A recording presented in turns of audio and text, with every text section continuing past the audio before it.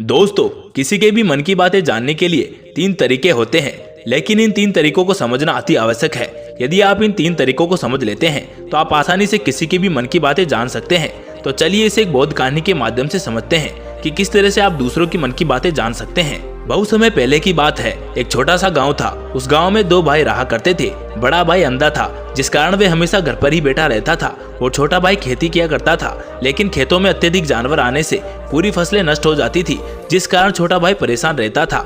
लेकिन तभी उसे एक तरकीब सूझी और उसने सोचा कि खेतों में इन जानवरों को भगाने के लिए क्यों ना मैं अपने बड़े भाई की मदद लूं। वैसे भी बड़े भैया अंधे हैं, अगर वे खेत में बैठे रहेंगे और जानवरों की आहट आने पर उन्हें जोर से चिल्लाकर भगा सकते हैं, जिससे हमारी फसलें बच सकती है। इसलिए मैं उन्हें खेत में बैठा देता हूँ।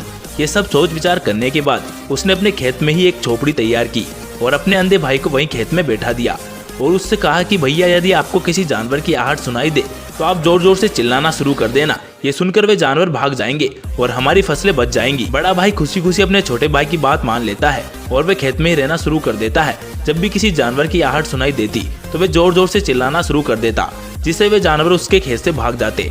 ऐसा करते करते कई दिन बीत चुके थे। तभी उसके खेत में एक हिरण भागता हुआ आया और उसके खेत के बाड़ को तोड़कर वहां से भाग गया। लेकिन उसी हिरण का पीछा करते हुए एक राजा भी वहां आया। तभी राजा की नजर उसे अंधे भाई पर पड़ती है और राजा उस व्यक्ति से कहता है कि देखो, मैं एक जानवर का पीछा करते हुए आया हूँ, क्या तुमने उस जानवर को देखा है? इस पर वे व्यक्ति कहता है कि हे राजन, मैं तो अंधा हूँ, मैं कैसे भला किसी जानवर को देख सकता हूँ। लेकिन मैं आपको इतना जरूर बता सकता हूँ कि जो जानवर मेरे खेतों से होकर भागा है वो आपके लायक नहीं है। आप ऐसे ही अपना समय उस पर व्यर्थ कर रहे हैं। राजा उसकी ये बात सुनकर बड़ा अचंभित में पड़ गया। वह ये सोचने लग गया कि ये तो अंधा है, तो फिर आखिर इससे कैसे पता चला कि जिस हिरण की मैं तलाश कर रहा हूँ वो हिरण मेरे लायक ही नहीं है? ये अंधा व्यक्ति मुझे कैसे बता सकता है? तभी राजा उस अंधे व्यक्ति से कहता है कि कहीं तुम मुझसे झूठ तो नहीं कह रहे हो? एक तरफ तुम कहते हो कि तुम अंधे हो और दूसरी तरफ तुम ये भी कह रहे हो कि जो जानवर यहाँ से भागा है वो मेरे लायक नहीं है। इस पर वो अंधा व्यक्ति कहता है कि हे राजन, जिसे आप एक हिरण समझ रहे हैं, असल में वे एक हिरण नहीं है बल्कि एक हिरनी है, और वो भी गर्भवती है। और जहाँ तक मैंने सुना है, मैंने किसी राजा को गर्भवती हिरण का शिकार करते हुए नहीं देखा है, और इसी कारण मैं आपसे ये कह रहा हूँ कि वो हिरनी आपके लायक नहीं है। आप उसके पीछे अपना समय व्यर्थ ना करें। ये सुनकर राजा और भी अचरज में पड़ गया। वो ये सोचने लग गया कि आखिर एक अंधा आदमी कैसे जान सकता है कि वो एक हिरनी है और वो भी गर्भवती। राजा कुछ देर सोच विचार करने के बाद अपने सेनापति से कहता है, सेनापति जी, मुझे वो जानवर जिंदा चाहिए, क्योंकि मुझे ये पता करना है क्या वो जानवर हिरनी है और क्या वो गर्भवती है। क्योंकि ये अंधा आदमी बहुत विश्वास से कह रहा है और मुझे इस बात की पुष्टि करनी है। यदि वो हिरनी हुई और गर्भवती हुई वो हमारे शिकार के लायक नहीं है, क्योंकि हम तो एक हिरण का पीछा कर रहे थे। इसलिए जाओ और पता करो कि क्या वह हिरनी है। सेनापति राजा से आगे लेकर आगे की ओर निकल पड़ता है और कुछ देर बाद जब वो वापस आता है वो राजा से कहता है कि हे राजन, इस अंधे आदमी ने जब भी बातें कही थी वो बिल्कुल सही है। वो एक हिरनी है और वो भी गर्भवती है। यह सब सुनकर राजा आश्चर्यचकित रह गया। उसे ये समझ में नहीं आ रहा था कि आखिर ये अंधा आदमी कैसे सब कुछ बता सकता है कि वो जानवर हिरनी है और तो और वो गर्भवती है। भला एक अंधा आदमी ये सब कैसे देख सकता है, ये कैसे जान सकता है, आखिर उसे ये कैसे पता चला? ऐसे कई सारे प्रश्न अब राजा के मन में आने लगे। अब राजा ने ये ठान लिया था कि मुझे इस बात की तह तक पहुंचना है कि आखिर ये अंधा आदमी ये सब कैसे जान सकता है कि वह एक जानवर है और वह हिरनी है। ये सोचकर वो राजा उस अंधे आदमी के पास जाता है और उस अंधे आदमी से कहता है कि मैं ये तो नहीं जानता कि तुम सच में अंधे हो या नहीं, लेकिन मैं एक बात जानने आया हूँ, क्या तुम मेरे प्रश्न का सही जवाब दोगे? इस पर वह अंधा व्यक्ति कहता है कि हे राजन, जो कुछ मुझसे पूछना चाहते हो वो पूछ सकते हो, मैं आपको बिल्कुल सच सच बता दूंगा। इस पर वो राजा कहता है कि देखो, एक तो तुम कहते हो कि तुम अंधे हो और दूसरी तरफ तुमने ये बता दिया कि जिस जानवर का मैं पीछे कर रहा हूँ वो हिरनी है और तो और वे एक गर्भवती है। आखिर तुम्हें ये कैसे पता चला? तुम्हारे खेत में और भी तो जानवर भी आते होंगे और भी तो जानवर यहाँ से गुजरते होंगे, तो तुमने ये कैसे अंदाजा लगाया? तभी वह अंधा व्यक्ति राजा से कहता है, हे राजन, जिस हिरनी का पीछा आप कर रहे थे, जब वो मेरे खेत में आई तो उसकी रफ्तार और आवाज से मुझे ये अंदाजा हो गया था कि ये एक हिरनी है और मेरे खेत की जो बाड़ है वो छोटी है, उसकी ऊंचाई ज्यादा नहीं है। यदि कोई हिरण होता तो इस बाड़ को आसानी से लांघ जाता, लेकिन वो हिरनी इस बाड़ को तोड़कर भागी, और यदि वो इस बाड़ को छलांग लगाकर पार करने का प्रयास करती तो इससे उसके बच्चे को खतरा होता, और इसी बात से मैंने ये अंदाजा लगा लिया कि वो एक गर्भवती है। इस कारण वो ज्यादा ऊंची छलांग न लगाकर मेरे खेत की इस बाड़ को तोड़कर भाग गई। इस पर राजा के मन में एक और प्रश्न उठा और राजा ने कहा, किंतु तुम्हें ये कैसे पता चला कि वो एक हिरनी है? और भी तो जानवर यहाँ आ सकते हैं। इस पर वह अंधा व्यक्ति कहता है, हे राजन, मैं पूरा दिन सुबह शाम यहाँ पर बैठा रहता हूँ और मेरी सुनने की शक्ति बहुत तेज है। मैं ये भाप लेता हूँ कि कौन सा जानवर मेरे खेत में आया है और उसी के आधार पर मैं जोर जोर से चिल्लाता हूँ ताकि वो मेरे खेत से भाग जाए और मेरे खेत की फसल को नष्ट ना कर पाए। राजा उस अंधे आदमी के जवाब को सुनकर पूरी तरह से संतुष्ट हो चुका था। वो मन ही मन में ये सोच रहा था, ये आदमी भले ही अंधा हो लेकिन ये आदमी बड़ा ज्ञानी मालूम पड़ता है, इस आदमी से कुछ ना कुछ काम तो निकलवाना ही होगा। अपने मन में विचार लिए हुए राजा वहाँ से अपने महल की तरफ लौट जाता है। कुछ दिनों बाद राजा अपने सेनापति को आदेश देता है और कहता है कि जाओ उस अंधे व्यक्ति को महल लेकर आओ। वह सेनापति अपने राजा का आदेश को पालन करता है और वह तुरंत ही उस अंधे आदमी के पास पहुंचता है और उस अंधे आदमी को राजमहल चलने के लिए कहता है। लेकिन वो अंधा व्यक्ति बड़ा चालाक था, वो ये समझ चुका था कि राजा उससे कुछ न कुछ काम निकलवाना चाहता है और वो काम मुझे मुसीबत में डाल सकता है। लेकिन फिर भी उसने राजा की बात मान ली और सेनापति के साथ राजमहल पहुंच गया। राजमहल पहुंचते ही राजा उस अंधे व्यक्ति से कहता है, आप तो बड़े ज्ञानी है, पारखी है, आपको किसी भी बात का पता बड़ी आसानी से चल जाता है। आज मैंने आपको इसलिए बुलाया है क्योंकि मैं ये जानना चाहता हूँ कि मेरी पत्नी पतिव्रता है या नहीं। इस पर वह अंधा व्यक्ति कहता है, राजन ये कैसा प्रश्न है। इस पर राजा कहता है, मैंने आपसे बिल्कुल उचित प्रश्न किया है, मुझे इस प्रश्न का उत्तर दीजिए। इस पर वह अंधा व्यक्ति कहता है, हे राजन इन सारी बातों को जाने दीजिए, आपकी शादी को इतने साल बीत चुके हैं और अब आप ये बात क्यों जानना चाहते हो, आपके मन में ऐसे प्रश्न क्यों उठ रहे हैं। इस पर राजा जिद करते हुए कहता है, देखिए आपको मुझे इस प्रश्न का उत्तर देना ही होगा, यदि आप मुझे इस प्रश्न का उत्तर नहीं देंगे तो मैं आपको मृत्युदंड दे दूंगा। राजा के मुख से ये बात सुनते ही वो अंधा व्यक्ति कहता है, हे राजन यदि आप इस प्रश्न का उत्तर जानना चाहते हैं तो आपको मेरा एक काम करना होगा। राजा कहता है, बोलो मुझे क्या काम करना होगा। इस पर वो अंधा व्यक्ति कहता है, इसके लिए आपको अपनी पत्नी को कमरे में मेरे साथ अकेला छोड़ना होगा। उस अंधे व्यक्ति की ये बात सुनकर राजा पहले तो क्रोधित हो जाता है, लेकिन फिर कुछ देर बाद सोच विचार करने के बाद वो उस व्यक्ति की बात मान लेता है और अपने सेनापति को आदेश देता है, सेनापति जी इस व्यक्ति को और मेरी पत्नी को एक कमरे में कुछ देर के लिए अकेला छोड़ दो। सेनापति बिल्कुल वैसा ही करता है और अब राजा की पत्नी और वह अंधा व्यक्ति कमरे में बंद हो चुके थे। तभी वह अंधा व्यक्ति राजा की पत्नी से कहता है, मुझे आपको छूना है। इस बात पर रानी अत्यधिक क्रोधित हो जाती है और उस अंधे आदमी को पकड़ पकड़ कर पीटने लगती है, कभी हाथों से तो कभी लातों से, कभी कभी पटक कर। इस तरह से रानी ने उस अंधे आदमी की खूब पिटाई की। उसके बाद किसी तरह से वह अंधा आदमी अपनी जान बचाकर वहां से भाग निकलता है और वे राजा के पास पहुंचता है और वे राजा से कहता है, हे राजन आपकी पत्नी पतिव्रता नहीं है। ये बात सुनकर राजा अत्यधिक क्रोधित हो उठता है और राजा अपनी तलवार म्यान से निकालकर अपनी पत्नी की ओर जाता है और क्रोधित होकर अपनी रानी से कहता है, हे रानी जी आज जो मैं आपसे सवाल करने वाला हूँ उसका सच सच जवाब दीजिएगा और यदि आपने एक भी शब्द झूठ कहा तो मैं आपका सिर अभी धड़ से अलग कर दूंगा। तभी आगे वो राजा कहता है कि मुझे बताइए कि आप पतिव्रता है या नहीं। इस पर वो रानी कहती है, हे राजन आप भले ही मुझे जान से मरवा दीजिए लेकिन मैं पतिव्रता नहीं हूँ।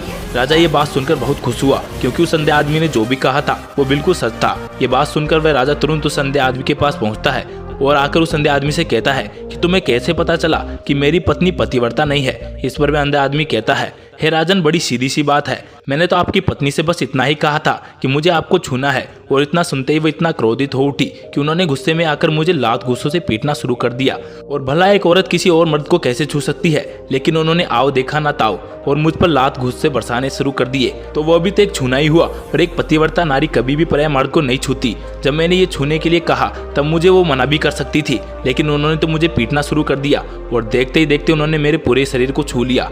अब आप ही बताइए ऐसी स्त्री पतिव्रता कैसे हो सकती है। इस पर वो राजा कहता है, तुम तो बड़े ज्ञानी मालूम पड़ते हो। अच्छा ठीक है, चलो तुम मेरे एक सवाल का जवाब दो। यदि तुमने मुझे इस प्रश्न का सही जवाब दे दिया तो मैं तुम्हें यहाँ से जाने दूंगा। आगे राजा उस अंधे आदमी से कहता है कि तुम मुझे ये बताओ, क्या सच में मैं अपने पिताजी का ही बेटा हूँ या फिर किसी और का। इस पर वो अंधा आदमी कहता है, हे राजन इस बात से आपको क्या लेना देना, आप किसी की भी औलाद हो, आखिर आप हो तो इस राज्य के राजा ही, इसलिए इस प्रश्न को जाने दीजिए। इस पर वो राजा कहता है, नहीं नहीं मुझे इस प्रश्न का सही सही जवाब जानना है, अन्यथा यह प्रश्न मुझे हमेशा परेशान करता रहेगा, इसलिए मैं इसका सही सही जवाब जानना चाहता हूँ। यदि तुम इसका सही सही जवाब देते हो तो तुम्हें मैं यहाँ से जाने दूंगा और मैं तुम्हें नहीं रोकूंगा। इस पर वो अंधा आदमी कहता है, हे राजन इसके लिए तो मुझे आपकी माँ के पास भी नहीं जाना पड़ेगा, मैं आपको अभी के अभी ये बात बता सकता हूँ कि आप किसकी औलाद हो, लेकिन उससे पहले मैं चाहता हूँ कि आप मुझसे एक वादा करें, क्या आप मुझ पर क्रोध नहीं करेंगे। राजा ने कहा, मैं तुमसे वादा करता हूँ मैं तुम पर क्रोध नहीं करूंगा।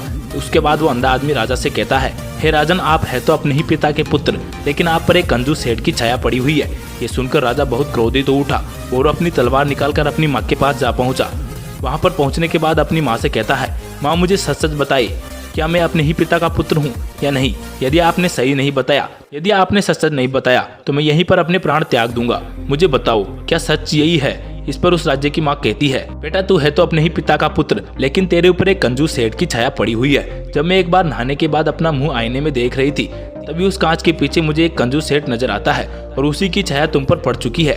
ये सुनकर राजा बहुत खुश हो जाता है और वह दौड़ा दौड़ा उस अंधे आदमी के पास पहुंचता है और उस आदमी से कहता है कि तुम्हें ये कैसे पता चला कि मुझ पर एक कंजूस सेठ की छाया पड़ी हुई है। इस पर वो अंधा आदमी कहता है, हे राजन, आपने मुझसे कई सारे सवाल किए जिनका जवाब मैंने आपको सही सही दिया। यदि कोई और राजा होता तो इसके बदले मुझे ढेरों सारे इनाम मिल चुके होते, लेकिन अब तक आपने एक फूटी कौड़ी तक नहीं दी है। इस बात से ही मैंने अंदाजा लगा लिया था कि आप बहुत कंजूस है। ये बात सुनकर राजा जोर जोर से हंसने लगा और कहता है, आप जो भी मांगेंगे मैं आपको अवश्य दूंगा, लेकिन मुझे ये बताओ कि तुम्हें कैसे पता चल जाता है कि कौन सी बात सही है और कौन सी गलत। तुम किसी भी बात का इतना सटीक और सही जवाब कैसे दे पाते हो। इस पर वो अंधा आदमी कहता है, हे राजन, मैं तो वैसे ही अंधा हूँ। यदि मेरी आंखें होती तो मैं किसी की भी मन की बातें बड़ी सरलता से जान लेता। बल्कि एक भाषा होती है और ये भाषा मनुष्य के शरीर के व्यवहार के रूप में देखी जा सकती है। उसकी आंखों से, होठों से, उसके काम करने के तरीके से, उसकी क्रियाओं से ये पता किया जा सकता है कि उसके मन में क्या चल रहा है। उसके आधार पर हम किसी के भी मन की बातें जान सकते हैं। लेकिन मैं तो जन्म से ही अंधा हूँ। उसके आधार पर हम किसी के भी मन की बातें जान सकते हैं, इसलिए मैं क्रियाओं से देखता हूँ। यदि मुझे कोई बात जाननी हो तो अगले आदमी को कुछ काम देना पड़ता है, जिस पर वो व्यक्ति किस तरह काम करता है, किस प्रकार से काम करता है, उसके आधार पर ही मैं ये पता कर पाता हूँ कि आखिर उसके मन में क्या चल रहा है। तभी इस पर वो राजा कहता है, तो क्या इसका अर्थ ये हुआ कि मैं भी किसी की मन की बातें जान सकता हूँ। इस पर अंधा व्यक्ति कहता है, हे राजन, अवश्य, किंतु उससे पहले आपको इसके ऊपर काम करना होगा और वह है अपने मन को शांत करना, अपने मन को वर्तमान में लाना। इसके लिए मैं आज आपको 3 तरीके बताने वाला हूँ और ये 3 तरीके बड़े ही आसान और सरल है। किंतु है राजन, उससे पहले आपको एक काम करना होगा, अपने मन को एकाग्र करना होगा। जब हम अपने मन को एकाग्र करते हैं, अपने मन को वर्तमान में लाते हैं, तो हम सामने वाले की मन की बातें जान सकते हैं, क्योंकि सामने वाला व्यक्ति वर्तमान में ही सोच रहा है और हमें भी मन को वर्तमान में ही लाना होगा, तभी हम उसकी मन की बातें जान सकते हैं। यदि हम अतीत में हुई घटनाओं के बारे में सोच रहे हैं, तो वो जो अगला आदमी वर्तमान में सोच रहा है, वर्तमान में अपने मन से बात कर रहा है, तो हम कैसे जान पाएंगे, क्योंकि हम तो अतीत की घटनाओं में डूबे हुए हैं। इसलिए किसी के भी मन की बातें जानने के लिए हमें हमारे मन को एकाग्र करना होगा, उसे वर्तमान में लाना होगा। आगे वो अंधा व्यक्ति उस राज्य से कहता है, हे राजन, जो 3 तरीके मैं आपको बताने वाला हूँ, इन 3 तरीकों से आप किसी के भी मन की बातें जान सकते हैं। उसके बाद वो अंधा आदमी राज्य से कहता है, हे राजन, जो सबसे पहला तरीका है वह है आंखों पर ध्यान देना। किसी भी व्यक्ति से बात करते समय उसकी आंखों में देखना, उसकी आंखों पर ध्यान देना जो सबसे ज्यादा जरूरी है, क्योंकि आंखें बोलती नहीं पर बहुत कुछ कह जाती है। यदि हम किसी व्यक्ति की आंखों के इशारों को सीख जाए तो हम ये जान पाएंगे कि व्यक्ति के दिमाग में क्या चल रहा है, वह क्या सोच रहा है और वह क्या करने वाला है। मेरे पास आंखें नहीं है, लेकिन मैंने ये बात अपने गुरु से सीखी है। अभी मेरे पास आंखें नहीं है, लेकिन बहुत साल पहले मेरे पास आंखें थी। उस वक्त लोगों की मन की बातें उनकी आंखों से ही जान लेता था। इसलिए यदि आप दूसरों की मन की बातें जानना चाहते हो तो आपको भी उनकी आंखों पर गौर करना चाहिए, जैसे कि उनका आकार, वो कब, कहाँ और कैसे देख रहे हैं। यदि उनकी आंखें यहाँ वहाँ घूम रही है जब आप उनसे बात कर रहे हैं, तो वो आंखों को इधर उधर मोड़ रहे हैं, कभी ऊपर तो कभी नीचे या कभी आसपास, या फिर उनकी आंखें खुश नजर आ रही है या फिर उनकी आंखें निराश नजर आ रही है। जैसे कि एक चोर होता है, जब उसकी आंखों में हम देखते हैं तो हमें ये पता चलता है कि अगले आदमी ने कोई गलती की है। ठीक उसी प्रकार जब हम किसी चालाक व्यक्ति की आंखों में देखते हैं तो आपको पता चलेगा कि उसकी आंखों में एक भाषा होती है। एक बहुत ही सीधा और आसान तरीका होता है। यदि आपको ये पता लग गया कि सामने वाले व्यक्ति आपसे झूठ कह रहा है या फिर सही, तो आपको उसकी आंखों पर ध्यान देना अति आवश्यक है। यदि आपसे बात करते वक्त वो व्यक्ति अपनी आंखें यहाँ वहाँ घुमा रहा है, ऊपर नीचे दाएं बाएं हर जगह देख रहा है, तो इसका मतलब यह है वो वहाँ से निकलने का रास्ता ढूंढ रहा है, वो कोई झूठ बना रहा है। यदि सामने वाला व्यक्ति आपसे कुछ झूठ कहने का प्रयास कर रहा है तो आपसे नजर नहीं मिलाएगा, वो यहाँ वहाँ देखेगा, ऊपर नीचे देखेगा, वो आपकी आंखों में आंखें डालकर नहीं देख पाएगा। उसे डर है यदि उसने आपकी आंखों में आंखें डालकर देख लिया तो उसका झूठ पकड़ा जाएगा और लोगों को सच्चाई का पता चल जाएगा। इसी प्रकार और भी भाषाएं होती है। जब किसी की आंखों में आंखें डालकर देखना शुरू कर देंगे उसके हाव भाव क्या है, ठीक उसी प्रकार चेहरे के भी हाव भाव होते हैं, जिससे हम मन की बातें जान सकते हैं। और इन्हें भी समझना बहुत जरूरी है। कभी कभी कोई व्यक्ति अपने चेहरे जैसे आंख, कान, होठ से अलग अलग व्यवहार करता है। यदि आप किसी व्यक्ति के चेहरे में गौर करेंगे तो आप आसानी से समझ पाएंगे कि वो व्यक्ति निराश है या वो व्यक्ति बहुत उदास है, या फिर वह व्यक्ति बहुत खुश है, या फिर उसे कोई बहुत बड़ा दुख है। वह अपने अंदर क्या महसूस कर रहा है, ये सारी बातें हम उसके चेहरे के हाव भाव से पता कर सकते हैं। फिर चाहे इंसान जुबान से कुछ बोले या ना बोले, लेकिन आप उसके चेहरे से सब कुछ पता कर सकते हैं। आगे वो अंधा व्यक्ति राजा को तीसरा तरीका बताते हुए कहता है, हे राजा, इसी प्रकार तीसरी भाषा भी है, तीसरा तरीका भी होता है, और वह है हाथों के इशारे और शरीर का व्यवहार। किसी की भी मन की बात को समझने के लिए हमें हाथों के इशारे और शरीर के व्यवहार को समझना होगा। कोई व्यक्ति जब भी ये बात करता है तो आपने देखा होगा तो वह अपने हाथों को हिलाते रहता है, अपने हाथों से इशारे करता रहता है। वो बातों के साथ साथ शरीर का जो व्यवहार है और बॉडी लैंग्वेज उसका भी पूरा प्रयोग करता है, जिससे हमें ये पता चलता है कि वो व्यक्ति हमारी बातों पर कितना ध्यान दे रहा है और उसके मन में क्या चल रहा है। शरीर के व्यवहार को देखने के साथ उसके हाथ मटकाने और चेहरे पर बार बार हाथ लाना, हाथों को एक दूसरे से मसलना, ऐसी बहुत सारी क्रियाएं होती है जिन पर हमें ध्यान देना अति आवश्यक है। मन की बात को समझने के लिए हमें शरीर के व्यवहार को भी समझना पड़ता है। यदि हम इन 3 तरीकों को सही ध्यान देकर और अच्छे से समझ लेते हैं तो हम बहुत जल्दी किसी भी व्यक्ति की मन की बातें बड़ी सरलता और आसानी से जान सकते हैं।